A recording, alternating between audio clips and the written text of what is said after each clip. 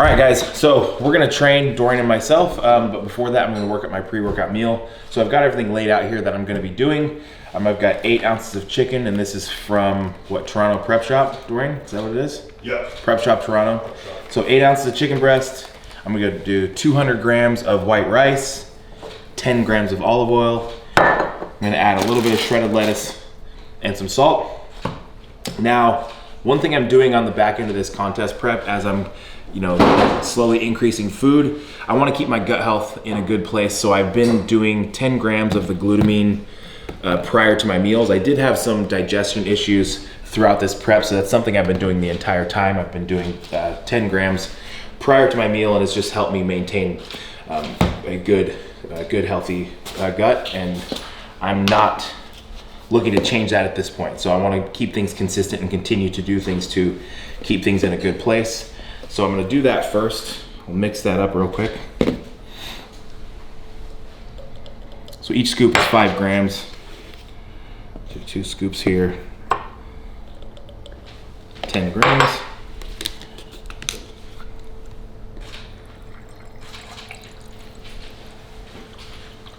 And I like this to go in on an empty stomach. So right before my meal, drink this, and then post-meal, I will do the betaine HCl. And again, this is going to help me digest and break down my food. So these higher protein amounts can be harder to digest, and this will actually help increase stomach acid to help me digest my food. So this is a wonderful tool, especially if you are eating large food amounts or higher protein amounts. And then aside from that, we've got the BPC 157. And that again is just going to help me maintain a healthy gut. So these are the few things that I'm using right now to make sure gut health is in check, digestion is in check. So now that we've got that out of the way, we're gonna prepare the food and get the pre-workout meal going.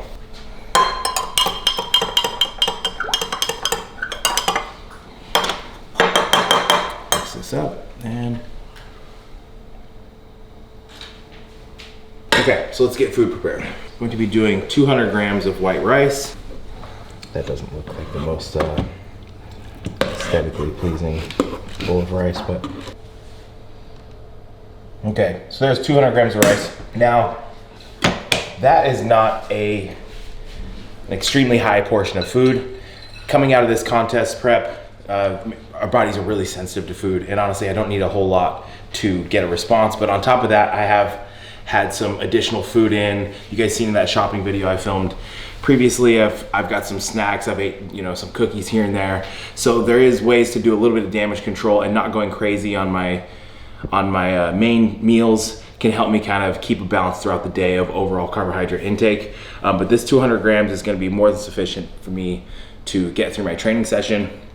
And then again, if I wanna have a little bit of treats later, since we're just a few days post-show, I can accommodate that. This is 8 ounces of chicken breast.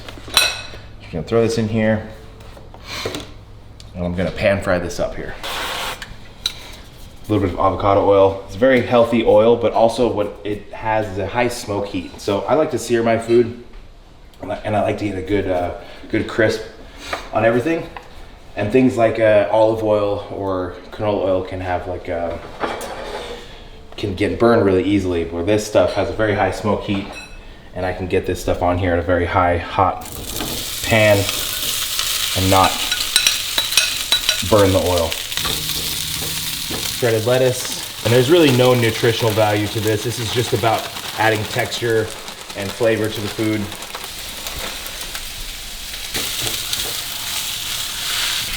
This is just a very typical bodybuilder diet. There's no frills, it's just chicken and rice.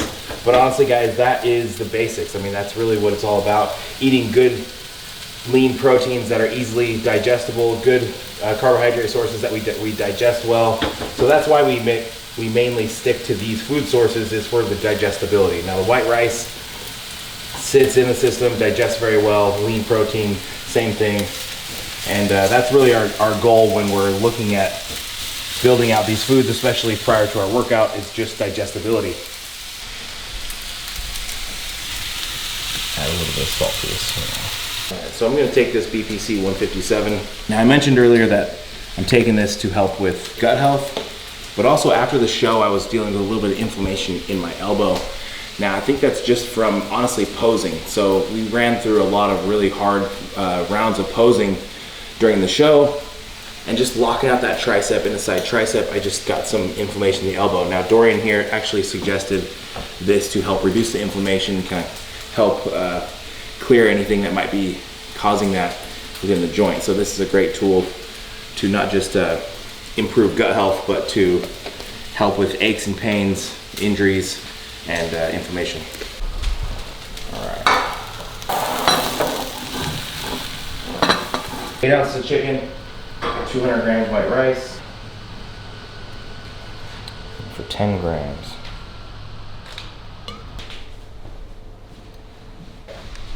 10 grams of olive oil, and that is a wrap. I'm gonna go ahead and eat this and get changed and get ready to go train, since we're kind of just in our loungewear right now. We've been chilling at the house. Honestly, after this long week of travel and doing the show, I took advantage of today just to be a little bit lazy. So time to eat this and then we'll get to work. So pre-workout meal going down, and we will see you guys at the gym. All right, guys, so I have HD Muscles Healthline here, and I want to talk to you about one product in particular that I've been using throughout my contest prep and continuing to use on the back end, which is going to be the citrus bergamot. Now, the citrus bergamot is going to reduce triglycerides, which is going to lower your LDL, which is known as our bad cholesterol. It is also going to elevate the HDL, which is our good cholesterol. That is going to help improve cardiovascular health, and that is going to be paramount for bodybuilding. Now, all of these products I've been using throughout my entire contest prep, but this one right here is very important and something I think that is overlooked within bodybuilding and overall health for just the general population. So if you guys haven't been using citrus bergamot, please do. Go to hdmuscle.com, look at our full line of health supplements, use my code Shier10. Appreciate you guys.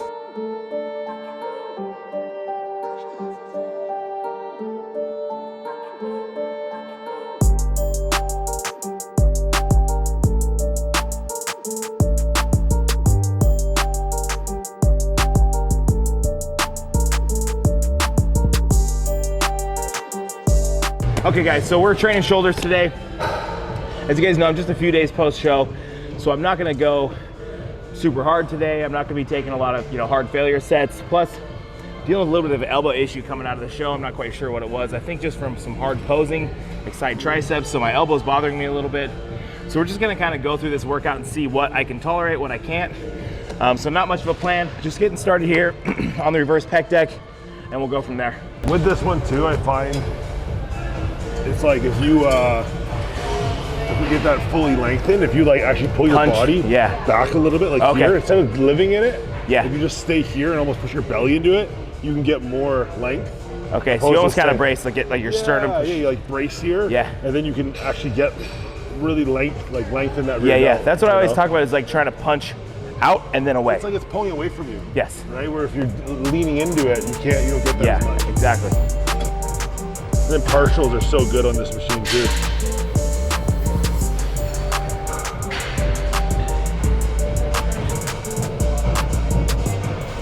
We talk about this all the time, how we've all been doing this for so long, and sometimes you feel like, or you get stuck in this groove of doing things the way that you always do them, and it might not necessarily be wrong, but sometimes there's little things that you can take away from training with different people. Now, I've been doing reverse pec deck for the last 10 years, a decade, and just now, I just kind of found something that I found helped me gain a little more tension length on the rear delt, which when we're talking about bodybuilding, these little 1% that might not make a huge difference, but over time, 1% here and there adds up, especially when you're talking about the long game. We're just talking about a decade of training. So, a little bit more across, a 10-year span can add up. Contracted. Lengthening. Contracted. Good.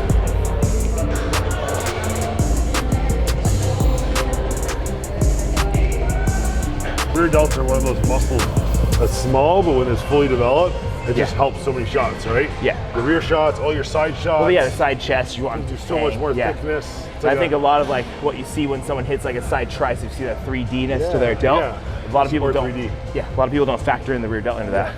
And rear delts is one of those muscles where like you want to make sure you're applying a lot of tension, so you don't want to necessarily go too heavy.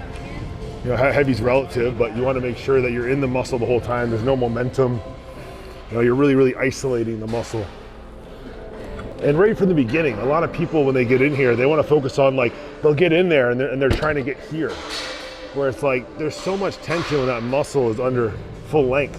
So really understanding that like, take advantage of this machine, right? Because it's a machine, it's not a dumbbell. If we were performing a dumbbell, the strength curve is going to be different. But on this, we have lots of tension right here when it isn't that fully lengthened. So take advantage of that and just understand that, hey, I'm grabbing on muscle right now and I'm not gonna swing into it. I'm gonna contract, you're gonna contract into this, right? So what I always like to say is just, I really preach like taking advantage and controlling those end ranges. And the end ranges meaning the stretch and the contraction. So don't be afraid to spend some time there in the stretch in the fully lengthened position, and then spend some time fully shortened. Because ultimately, you want to, what we're looking for is running the muscle through a full range of motion, lengthened and shortened. I did like the last couple weeks, a few weeks ago, I was like, I really tried to take advantage of like being in length in a lot of exercises. Yeah. I even do partials. Yep. When I was like failure. Yeah, definitely. And just understanding that when I get fully lengthened, I'm just like grabbing on muscle and not being in a rush to shoot out of it. Yeah, man. And really isolating it. I noticed a big difference with certain body parts. Almost in every movement, I'll pause in the stretch. Yeah. Whether that's a pull down or a row, I'll pause in the fully stretch. Yeah. Pressing, I always pause. Like deep, even if it's just like it's just like controlling that momentum. Like it's really easy to use the elasticity of a muscle and kind of shoot in and out of that length and range. So just pausing there, fully stretched, and then initiating that drive and that press without the use of momentum really helps create a lot more force through the tissue. On the muscle. There's a lot of guys, if you see when they bench, right, they have that, and I used to do this too, and that's why I ended up tearing my labrum, supraspinatus. When they bench press or even shoulder press, they get that bad little habit of like coming down and doing this, because you can use your muscle and tendons to almost use it like elastic band, where you just like cheat it and you're like boom and you power up, where you should come down, be able to stop and then push through. Yeah, but it's also not just in the lengthened range. You'll see guys where they press and you like this, right? Snap. And where they load they'll load their elbow joint opposed to loading the pecs. So I always talk about full range of motion, fully locked out in the pecs, not in the elbow joint, but fully locked out to where the tension is still fully on the pecs, but not in the elbow joint. Same for shoulder pressing. Yeah. But that's something that you'll see a lot of guys do, where they get rushed and they're trying to get more reps, so you shoot into the joints, so opposed to actually loading the muscle. You're actually under risk in both ranges, right? When you're in the hole and you're getting that length, your shoulder's at risk, but then also when you're finishing that rep, if you are jerky or snappy, you can also injure your triceps, right? Yeah. And I actually tore a tricep tendon and shoulder from doing that with heavy weights. You know, I mean, I was lucky enough coming up that I didn't like deal with a lot of those injuries. I was able to watch guys, and you know, you guys pay attention online, watch what these guys are doing, and listen to guys like Dorian who have been there, done that, had the injuries, learned from it and overcame it, and now is able to implement methods to make sure he's not furthering these injuries, right? So I mean, I think a lot of people don't invest the time within their own journey. There's so much free content on YouTube. I mean, just scroll my page, Dorian's page, a lot of people on the HD Muscle page. There's so much valuable content on there. There's so much return on investment. Invest a little bit of time, watch your favorite athletes, pay attention to what they're doing, listen to people who have been there, done that, and avoid the mistakes and injuries that you might otherwise have. Good. That's it. Good. Good. Burn them out. Good.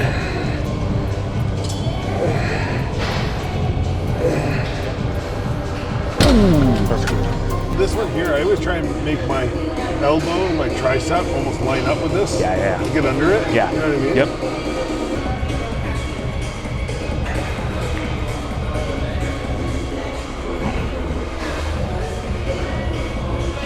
And for some reason with these machines, I also like to not only am I thinking about pushing up, I'm also like pushing that way.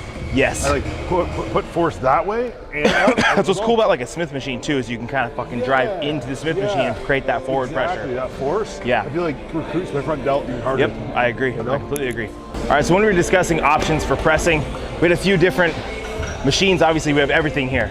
And Dorian suggested this just because of the position it puts me in. It's a little bit in front of me, opposed to behind me, like maybe the prime press or this core press behind us. And reason being, we just want to stay safe, especially coming out of this post-show phase. I'm a little more vulnerable. So I want to make sure that the shoulder and joint alignment is just a little bit better and a little bit safer. So that's why we're choosing this machine option, just to stay safe. Honestly, it's just more about catching a pump and pushing blood flow than it is like actually, you know, breaking down and building tissue at this point. Perfect. That's cool. Yeah, everything wraps around the neck, right through. Good. Good. Nice.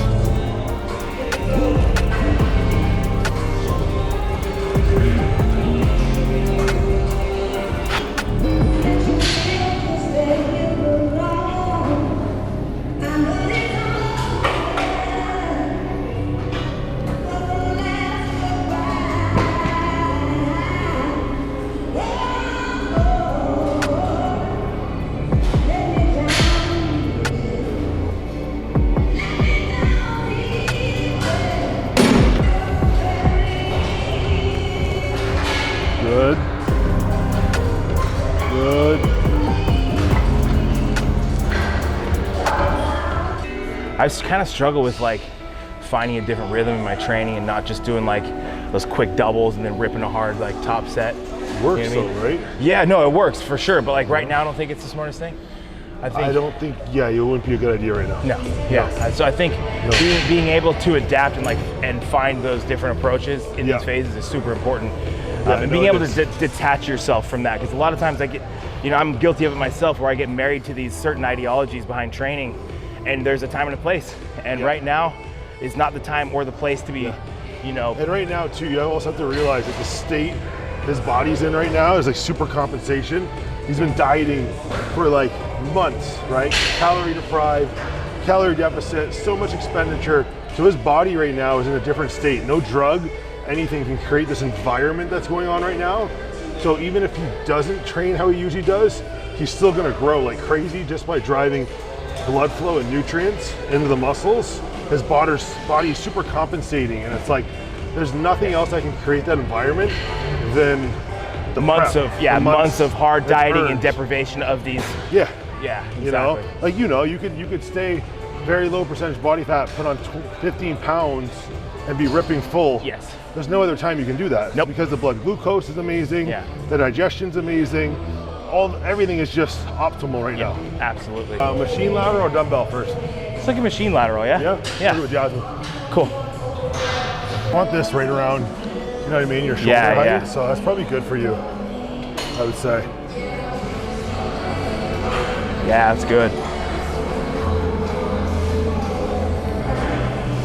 Good.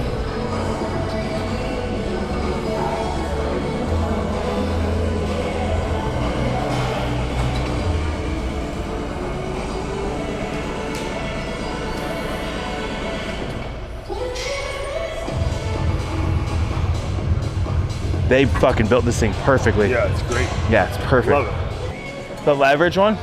Really? What about that Cybex one? The one that converges in?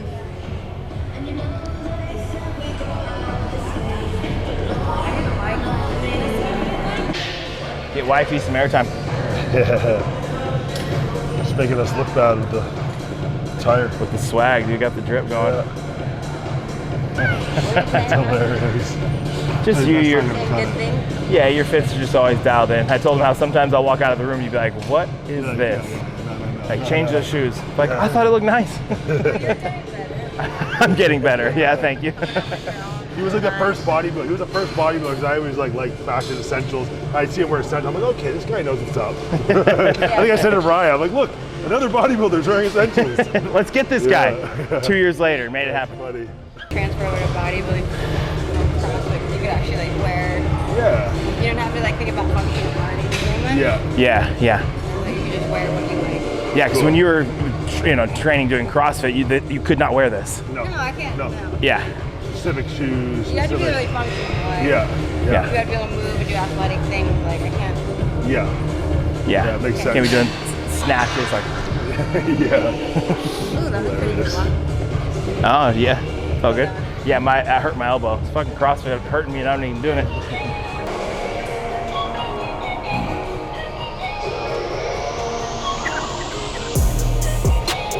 Good. Good. Nice.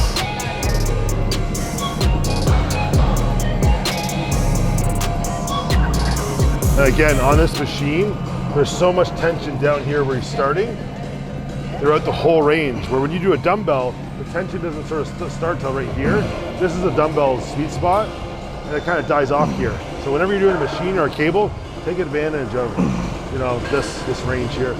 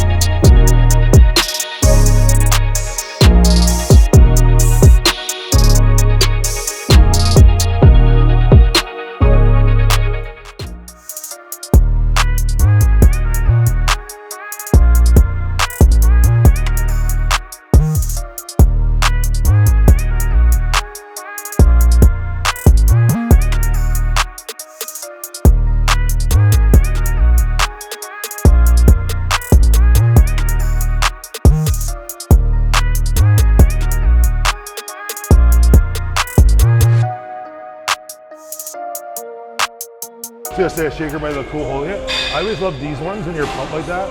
It's like plop this. It's like sit in it, and then you like kind of like boom the form. Even if you like turn it, and it's like, yeah, where you're comfortable. Yeah, I always love that shot.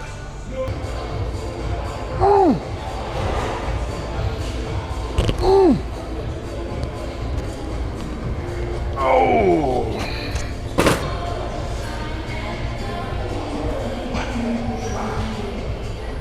That's it.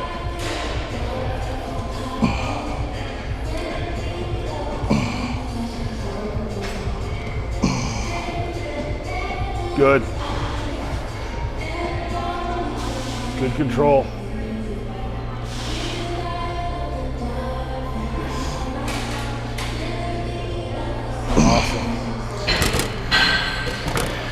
Doesn't take much. I'm telling you, this is one of the most abused movements in the gym. Butchered. It's a fucking 22-pound dumbbell, and I just did like a hard set of 15. Don't get me wrong, right now we're at the end of our workout. Typically I might work up to like 35s, but you see guys moving 50s, 60s. Pay attention to the amount of momentum and body English you see. Pay attention to how much hip thrusting you see when they're moving the weight. Only thing that should be moving are my arms. That's it. Upper body should be fixed, hips should be fixed, and just moving at the arms. In the direction of his arms, right? If you notice, like he's not coming out to the side, because he's actually coming out like here, almost like a Y formation. Yeah. So slightly a lot of to the front, yeah. And then they end up bending their arms and doing this. And yeah. You know, I've seen these. This is one of the most butchered movements. Yeah. Shoulders should be depressed. There should be no shrugging. Shoulders should be depressed, and arms should be reaching out in front of you. Yeah, so you're reaching. Front and away. Yeah, what I'm trying to do is get that dumbbell as far away from my body as possible. That's gonna be the most tension on the side delt. The farthest away that dumbbell is from my body. So the dumbbell is here. So the closer he brings his dumbbell, so if someone ends up bending their arm and doing this, that dumbbell is closer to the joint, so they're cheating it. Yep. The further away it goes, the harder it is on the muscle. Yep. That goes for anything, even if you do curls, right? Someone who does a curl and they're out here versus being in here, it's completely different. Yeah.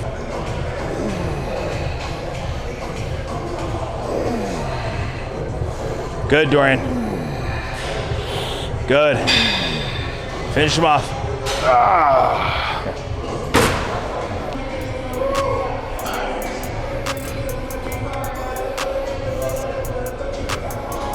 Good.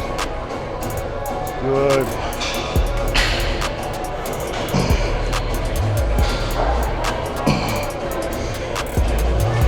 Nice. Good.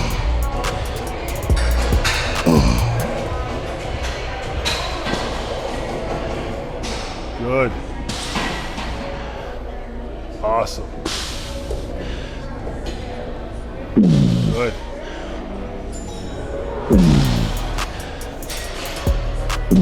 Sit. Good.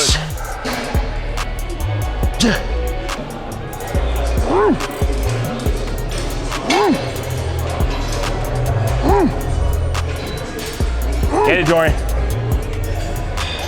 Good.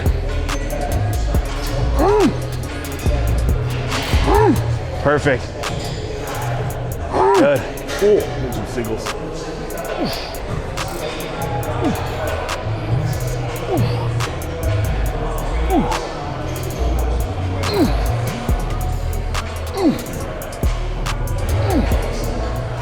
Is a hunka? Is the hunka peanut butter burger? He said it's a slamming burger with peanut butter sauce. Peanut butter burger. Bring your own jam to take it to the next level. Yeah, it's peanut butter burger. The hunka. I've heard about it, I've never had it. He says visit D Spot for dessert. Is it D Spot's good? Yeah, okay. good. That's Carlos Thomas Jr. Shout out to Carlos for looking out for me. Ask him if he had Dimitri's though. Just say, did you try Dimitri's when you were here in Burlington? How do you spell that? D-I-M? D-E-M-E-T-R-E-S. Because like, I for like desserts? Them both. I just feel like Dimitri's comes out a little hotter, the waffle. It's a little bit more like decadent. Where Dimitri's, where D-Spot's a little more like, you got crazy toppings. Oh, that's what you guys were talking about last night, right? Yeah. See, the one with the crazy toppings sounds good. But there's crazy toppings too at the other one, but there's not like lotus cookie butter. But I like the vibe at Dimitri's better. You just sit down with your friends. It's more lounge. Yeah, for more sure. like cafe. Yeah. So you spend take time there. Yeah, I got you. D-Spot's kind of small. Yeah. Who's that guy?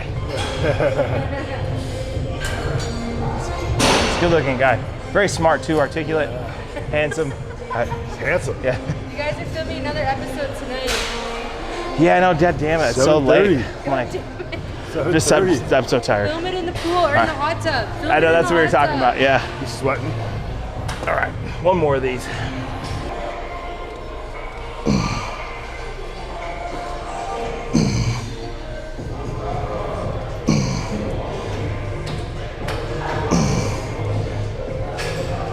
Good. Sit, man.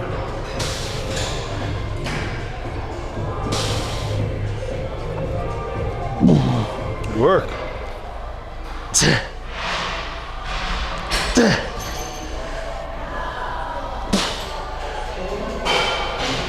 Yeah, that's it. This is like, just holding on by a finger. Yeah. I'm impressed that you can, you know. I usually strap up for these. I usually strap in, yeah. But yeah, there at the end, I was like, you're just barely gripping on with that. So guys, that's it. It's made a shoulder day, which is like 4 movements, a rear delt, a press, 2 laterals.